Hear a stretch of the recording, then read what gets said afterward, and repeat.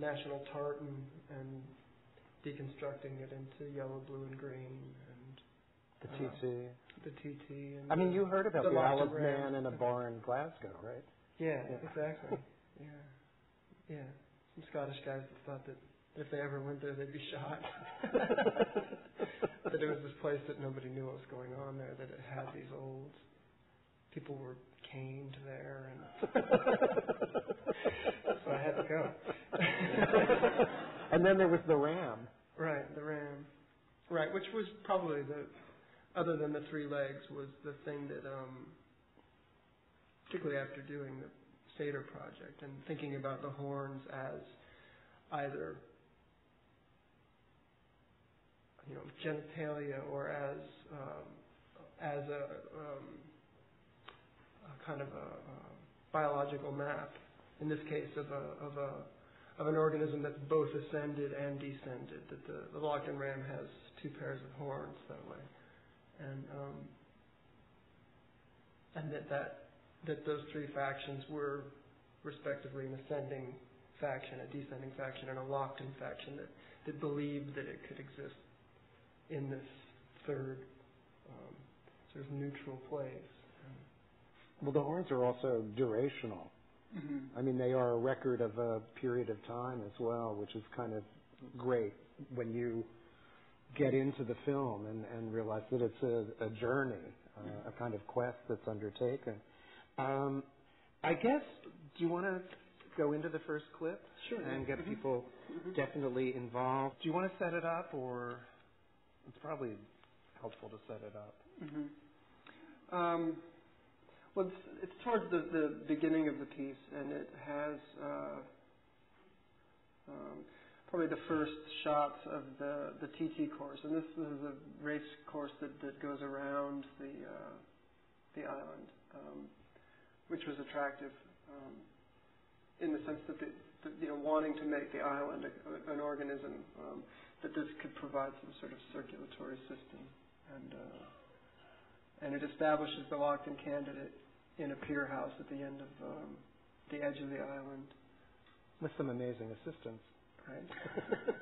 Right, who are really a chorus of the three main factions of the rest of the piece. That there's an ascending ferry, a descending ferry, and a Lockton ferry that are described by the buns in their hair. And then the drivers. Mm-hmm. Right, the organs of the drivers. One descending set, one ascending set. Yeah. Mm-hmm. Developing the Loton candidate. I mean, it's an instantly endearing character. I mean, that you've got this tap dancing satyr who's dressed like an Edwardian dandy and is into very high stylization there. How did he come about as the centerpiece for the film? I guess that Houdini had always been a character that was, I guess, the projects that came before Cremaster used Houdini in a sort of literal way, and he was still, I guess, on my mind in some ways as a symbol of one of the core elements of the project somehow. This notion of sort of self-imposed restraint as a creative tool. When I first went to the Isle of Man and found it to feel somewhat like a Victorian fossil, a place where people would vacation in around that time that Houdini made his name, and the way that during that era the physical culture kind of came into being that Houdini belonged to, that this new way of defining physicality and masculinity in some ways.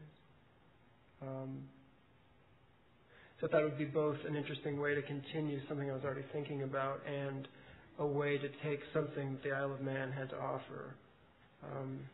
An interesting collision between this sort of Victorian frame and the TT bikes that you see every summer. You go there to watch the races that you're seeing these plastic and alloy machines moving in front of these Victorian discarded Victorian buildings. It's pretty. It's a lot to do with the character of what's already there, which I think a lot of these sort of art direction decisions are, that they kind of come out of that place, going to that place and trying to mine out what's there that can align with something I'm already interested in, or something that's already part of the sculptural body that has to pass through it. It's a little bit like, I guess something like trying to ask that place to be to be intestinal or something, that this thing can pass through and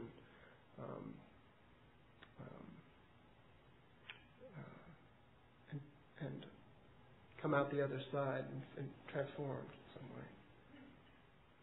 And then, before we move directly to one, you, after establishing yourself in the film, in a character I would be happy to see come back anytime, then take yourself out of Cremaster 1. What was the intentionality around that? Or I think it was to do with wanting number one to be the sort of initiation of the cycle, and wanting it to be to have a feeling of undifferentiation about it.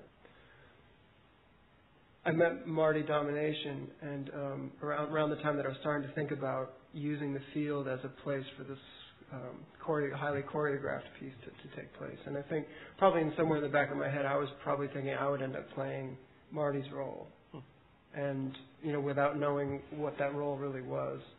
And then I met Marty, and I think her character, not her character in the film, but her own character, has this has a quality that I thought could bring that sense of openness to the piece that I definitely couldn't do myself. And she also made it possible to bring it further into that world of the sort of 30s musical, the hopefulness of the 30s musical that I guess for me, a lot of those Busby Berkeley films have this quality about them that they're with all of that overhead photography and sort of biological microscopic choreography or something. They attempt to create these forms of perfection somehow of the sort of field of people that have no individuality, and that they're elements of a perfect machine, that there's some sort of aspect to it that asks you to believe that, but in fact when you look at them, there's a pretty heavy human element in them. The failure for that symmetry to be exact is something that I was really interested in achieving in